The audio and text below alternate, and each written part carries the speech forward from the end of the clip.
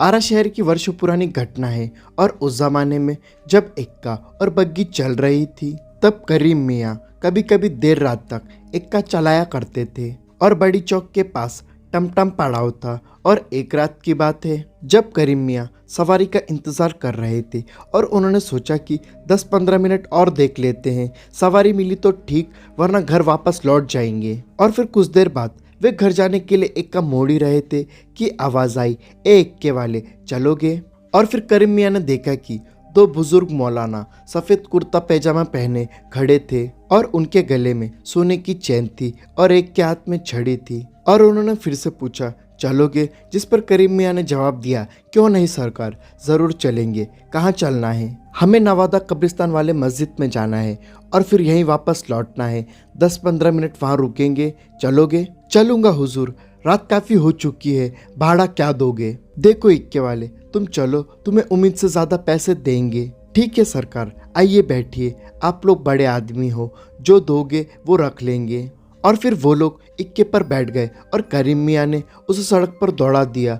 और मुश्किल से 2 किलोमीटर का रास्ता था और सड़क पर ट्रैफिक भी नहीं था और इसलिए वो 10 मिनट में ही पहुंच गए। और फिर दोनों मौलाना उतरे और करीम मियाँ को वहाँ पर इंतज़ार करने को कहा और वो लोग मस्जिद की तरफ बढ़ गए। और फिर 15 मिनट के बाद वे वापस लौटे और इक्के पर बैठते हुए वापस लौटने को कहा। और फिर करीम मियाँ ने इक्के को चलाया और रात के सन्नाटे में दौड़ते हुए इक्का कुछ ही देर में बड़ी चौक में पहुंच गया। और फिर दोनों मौलाना नीचे उतरे और उनमें से एक ने पूछा कि तुम्हारा नाम क्या है? और फिर करीम मियाँ ने अपना नाम बताया। और फिर उनमें से एक मौलाना नोट देते हुए कहा कि तुम हमें रोज़ इसी वक्त यहाँ से नवादा ले जाना और ले आना। जिस पर करीम मियाँ ने कहा कि ठीक है सरकार, हम रोज़ आपका इंतज़ार करेंगे, लेकिन आपने इतना बड़ा नोट दिया है, मेरे पास इसके छुट्टे नहीं हैं। जिस पर मौलाना ने जवाब दिया कि अब पैसे देने की तुम्हें कोई ज़रूरत नहीं है, पूरे पैसे तुम्हारे हैं और रोज़ तुम्हें इतने ही पैसे मिलेंगे।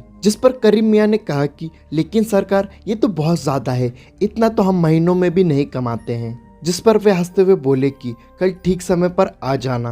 और उस ज़माने में 100 रुपये बहुत ज़्यादा होते थे और अच्छे अच्छे अधिकारियों का पेमेंट भी इतना नहीं होता था। जिसके बाद करीम मियाँ सोचते हुए घर की तरफ बढ़ गए। और फिर अगले दिन से वे हर रात को दोनों मौलाना का इंतज़ार करते और हर दिन उन्हें 100 का नोट मिलता था। और अब घर में पैसे आने लगे और घर की हालत सुधरने लगी। लेकिन आस पड़ोस के लोगों को कुछ समझ नहीं आया कि उसकी कौन सी लॉटरी लग गई है।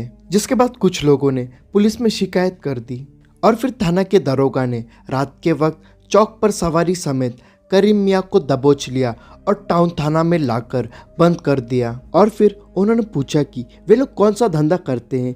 और जब करीम मियाँ ने सफाई देनी चाहिए तो उन्होंने उसकी बात नहीं सुनी। और सुबह के वक्त दरोगा जी जब थाने पर पहुंचे तो उन्होंने देखा कि करीम मियाँ जेल में अकेले थे।